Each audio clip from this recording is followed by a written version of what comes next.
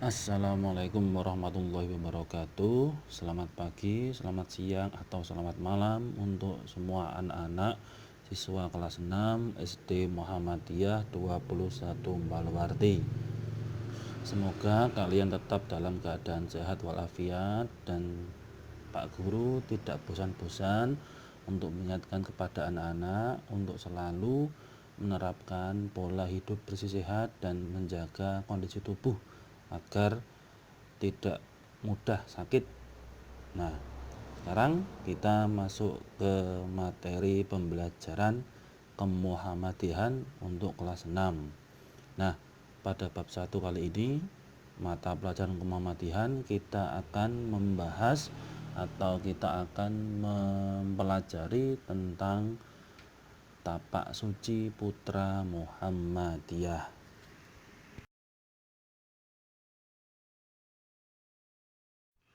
Nah, anak-anak, sekarang kita masuk ke materi bab 1 mata pelajaran kemuhammadiyahan untuk kelas 6. Nah, setelah pada tahun lalu atau kelas 5 yang lalu kalian mempelajari tentang sejarah Jenderal Sudirman dan sejarah tentang Kiai Haji A.R. Fahrudin. Nah, untuk kelas 6 sekarang kalian akan mempelajari tentang sejarah berdirinya tapak suci putra Muhammadiyah. Jadi organisasi Muhammadiyah itu tidak hanya memiliki sekolah dari SD, SMP, SMA sampai universitas, tetapi atau juga rumah sakit saja, tetapi juga memiliki organisasi atau seni bela diri yang dimiliki oleh Muhammadiyah, yaitu namanya Tapak Suci Putra Muhammadiyah. Nah, sekarang kita masuk ke materi Tapak Suci Putra Muhammadiyah di bab 1 ini. Yuk kita simak.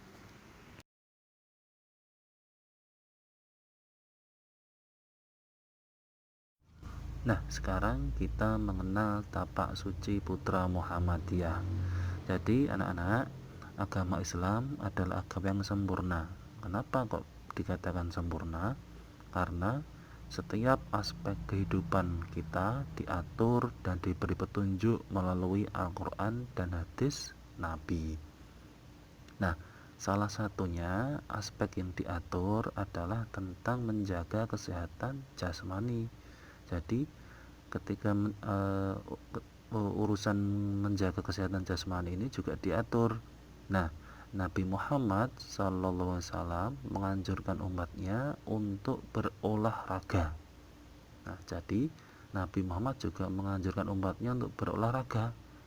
Apa saja toh olahraga yang dicontohkan oleh Nabi?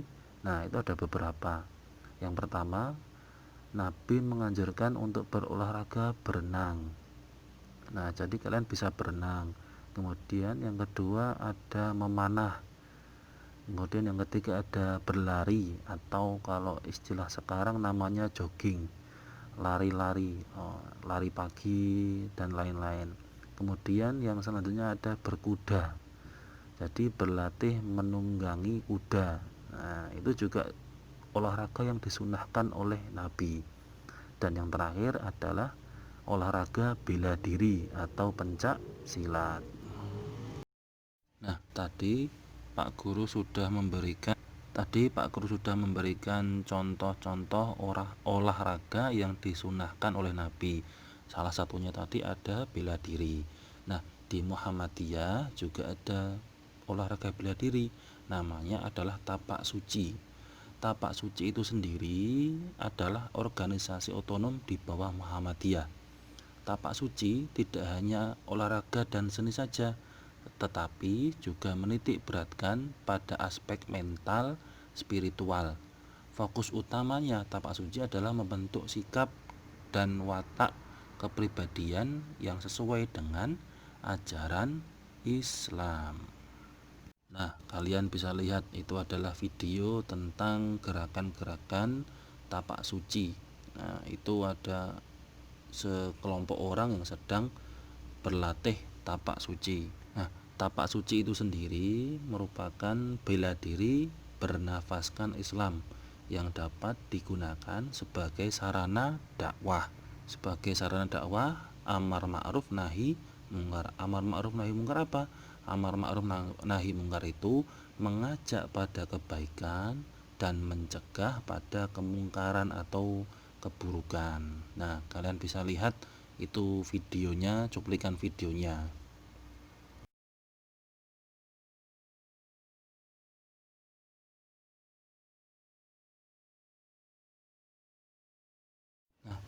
Selanjutnya, anak-anak, tahukah kalian bahwa di Indonesia ini banyak sekali aliran dan perguruan pencak silat? Jadi di Indonesia ini banyak sekali perguruan-perguruan bela diri yang bermacam-macam alirannya atau organisasinya. Nah, pencak silat itu sendiri artinya adalah seni bela diri asli Indonesia.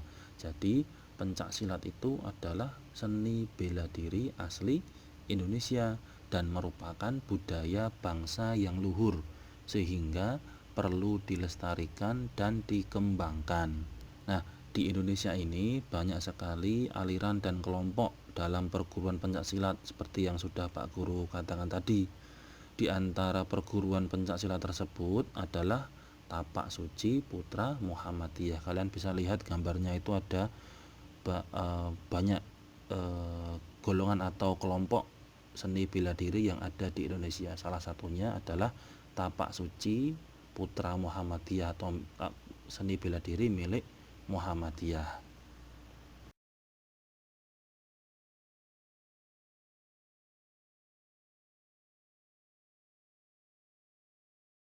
Nah, anak-anak, seperti yang sudah Pak Guru jelaskan tadi bahwa Tapak Suci Putra Muhammadiyah tidak hanya mengembangkan seni bela diri saja. Jadi tidak hanya berlatih untuk bela diri, tetapi juga membina aspek rohani dan mengamalkan ajaran Islam yang bersumber pada Al-Quran dan As-Sunnah. Jadi intinya, jika kalian mengikuti kegiatan tapak suci, kalian tidak hanya dilatih fisiknya saja, tetapi juga dilatih rohaninya. Jadi selain kalian bisa membela diri, kalian juga harus bisa membaca Al-Quran, harus bacaan sholatnya lancar, hafalan sholat-sholatnya juga bagus, dan lain-lain. Jadi tidak hanya jasmani yang dilatih, tapi juga rohani yang dilatih, yang bersumber pada Al-Quran dan As-Sunnah.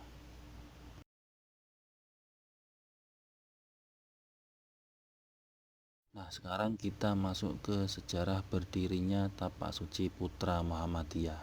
Jadi, Tapak Suci ini didirikan di kota Yogyakarta pada tanggal 10 Rabiul Awal tahun 1383 Hijriah atau bertepatan dengan tanggal 31 Juli 1963 Masehi. Jadi pada tanggal 31 Juli kemarin, tepatnya pada hari Jumat kemarin, Tapak Suci Putra Muhammadiyah merayakan hari jadinya yang ke-57, berarti sudah 57 tahun.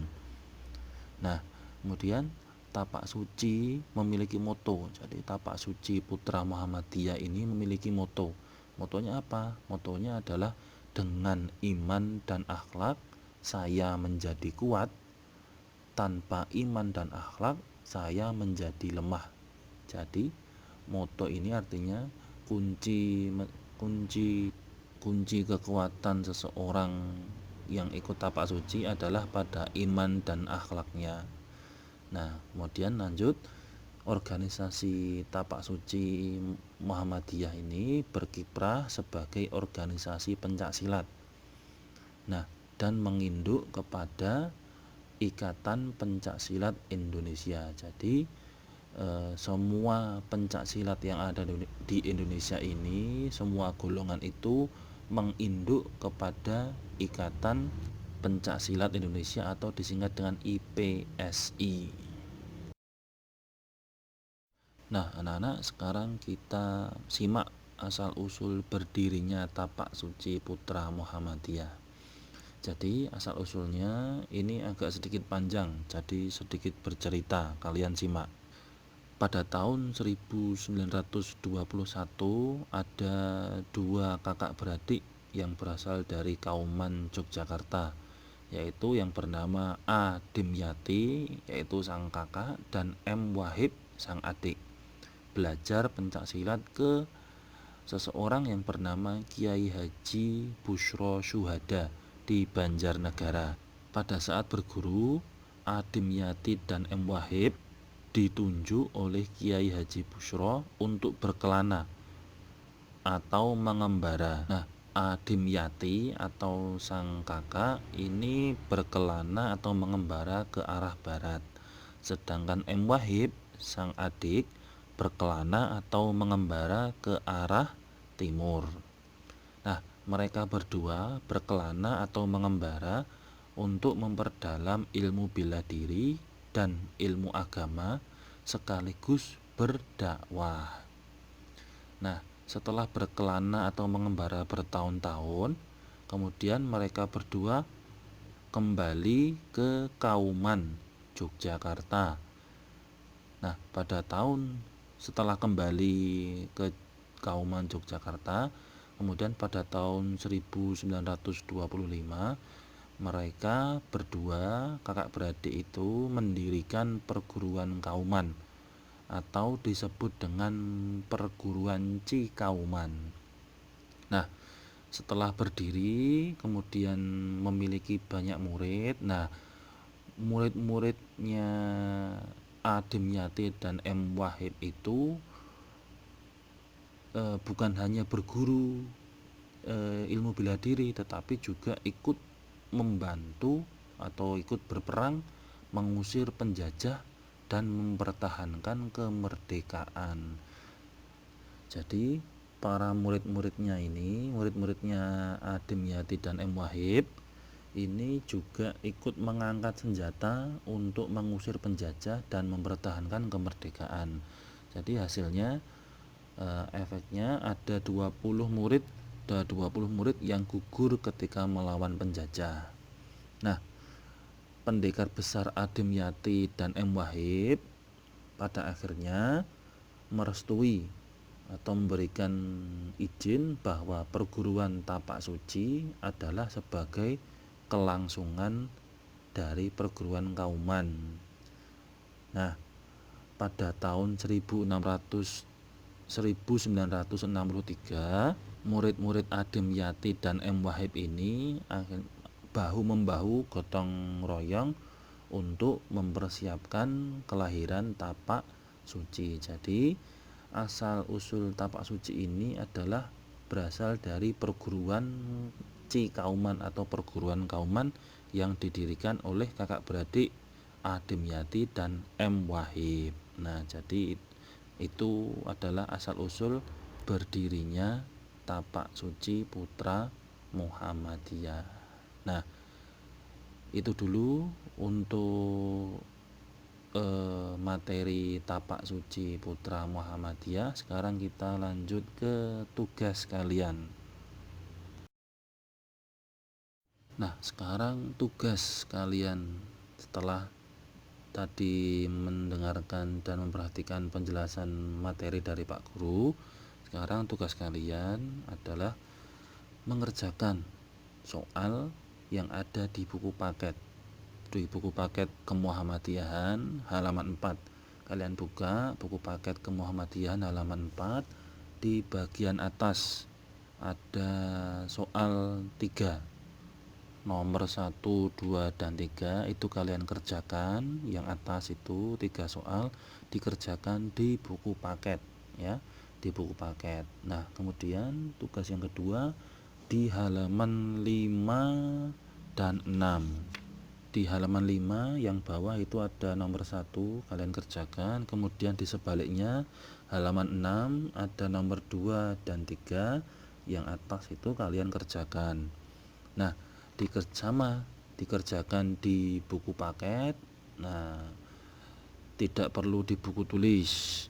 Nanti hasilnya bisa kalian foto dan bisa kalian kirimkan ke nomornya Pak Faiz, tidak perlu dikirim ke grup ya. Jadi Pak Guru ulangi sekali lagi, semua tugasnya tadi dikerjakan di buku paket kemuhammadiyahan, pakai pensil saja. Jadi pakai pensil biar nanti kalau salah mudah dihapus. Nah, itu dulu untuk materi kali ini. Untuk minggu depan kita akan membahas tentang seragam tapak suci dan lambang tapak suci. Jadi tadi sudah membahas tentang sejarah dan asal-usulnya. Minggu depan kita membahas tentang seragam tapak suci dan lambang tapak suci. Itu dulu dari Pak Guru, Pak Faiz. Kurang dan lebihnya mohon maaf. Wassalamualaikum warahmatullahi wabarakatuh.